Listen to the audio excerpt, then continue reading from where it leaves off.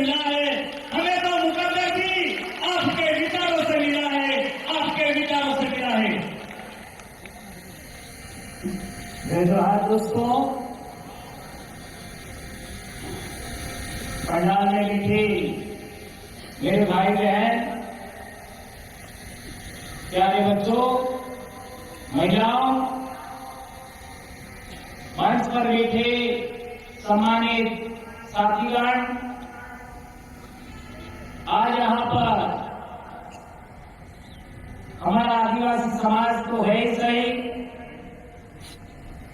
SC समाज के भाई भी हैं, ओबीसी भाई भी हैं, मुस्लिम भाई भी हैं और राजपूत भाई भी हमारे बीच में हैं। और एक लंबे अरसे बाद सभी समाजों की उपस्थिति में मैं अपनी बात करता हूं। तो आप सभी इस कार्यक्रम में पधारे और सभी वक्ताओं को आपने सुना और अभी भी हमारे बहुत अच्छे वक्ता दोनों विधायक भाई भी मौजूद हैं, उनको आप भी सुन करके जाइएगा। दोस्तों, हमने बहुत बातें सुनी,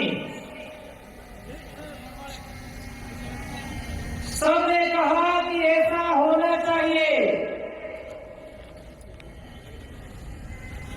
ऐसा नहीं होना चाहिए, ऐसा होता तो ऐसा होता। और देखता आपका मैं और इन सभी बातों का मोल है, एक न्यूज देखता हूँ, बहुमूल्य बातें हैं। मैं इनका गाँव पे स्वराज का लेकिन क्या कर रहे हैं सबके करके खुद खाना खाया कि हम लोग आज तक एकता के सूत्र में नहीं बच पाए। उसका कोई तो कारण होगा। आज हमारी जमीन छीनी जा रही है, हमारे साथ शोषण होता है, अत्याचार होता है, ये परिणाम है। कारण क्या है? यदि कारणों की खोज करोगे तब आप इस देश के मूल मालिक बनोगे, तब शासन करने की बात करोगे। लेकिन हम लोग कभी कारणों पर चर्चा नहीं करते। एक 5वीं का बच्चा भी जानता है, बुखार आया, मलेरिया आया, क्या करें?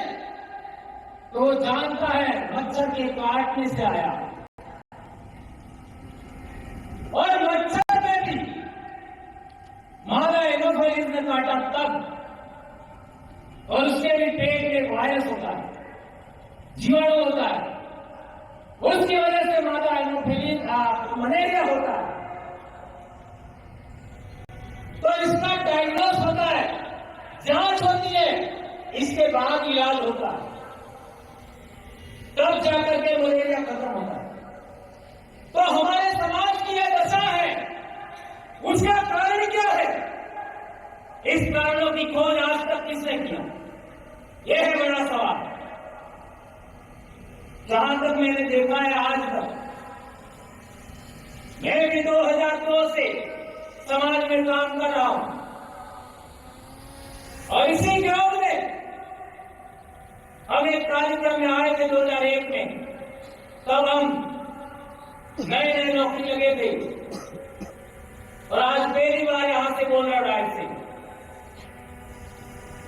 लेकिन मैं कहना चाहता हूं, इतने लंबे अर्थ से 2002 से गिनोगे तो 22 साल हो गया। आज तक ना एससी के लोग आदिवासियों से जुड़ना चाहते हैं, न ओबीसी के लोग आदिवासियों से जुड़ना चाहते हैं। दूसरों की तो बात ही छोड़ दीजिए। जब भी चर्चा होती है आदिवासी का नाम लास्ट में आता है, ये आज भी आपने सुना होगा। क्या ये मैं सही कह रहा हूं? ये आदिवासी लास्ट आदमी है क्या? इस देश में आदिवासी पहला आदमी है।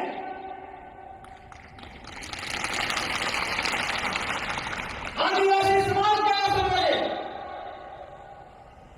और सभी समाज अपनी समस्या का निराकरण करना है तो उसका इलाज भी आदिवासी के पास है। ये बात सोचनी पड़ेगी, समझनी पड़ेगी। देश में जब भी आरक्षण की बात आती है तो एसटी समाज आंदोलित होता है।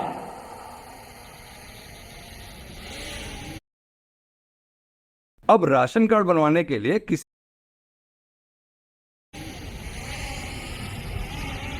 लेकिन अन्य समाज आंदोलित नहीं होती, अपेक्षा कर। और पिछले 10-12 साल के जनजागरण के बाद जब भी आरक्षण की बात आती है एसटी समाज के साथ आदिवासी भी आंदोलित होता है। और अभी पिछले कुछ एक सालों में ओबीसी समाज भी आरक्षण के लिए काम कर रहा है, आंदोलित हो रहा है। और मेरे भाई गुजर भाई ने बताया था, जाटों के बच्चे भी मारे गए, गुजरों के बच्चे मारे गए, मराठों के बच्चे मारे गए, पाटीदारों के भी बच्चे मारे गए। अर्थात ओबीसी समाज ने भी आरक्षण के लिए बलिदान दिया। लेकिन मैं कुछ और कहना चाह रहा हूं। आदिवासी समाज सबसे ज्यादा आंदोलित होता है तो वह जल, जंगल, जमीन के लिए होता है। जल, जंगल, जमीन के लिए आदिवासी सबसे ज्यादा आंदोलित होता है। सभी एसटी लोगों से पूछना चाहता हूं, सभी ओबीसी से पूछना चाहता हूं, तुमने आदिवासियों का साथ कब दिया बताओ मेरे को। पूरे देश के एसटी लोगों से पूछना चाहता हूं, ओबीसी लोगों से पूछना चाहता हूं, तुमने आदिवासियों का कब साथ दिया बताओ मेरे को। नहीं दिया। यह है कारण हमारे बीच में अविश्वास की खाई है, वो इसी वजह से पार्टी नहीं जा रही है। ये बात समझना होगा। जहां तक राजपूत समाज की बात है, पिछले दिनों मैंने बाड़मेर में भी बात रखा था कि राजपूत समाज भी व्यापार नहीं कर पाता है, आदिवासी समाज भी व्यापार नहीं कर पाता है। उसका कारण क्या कारण है?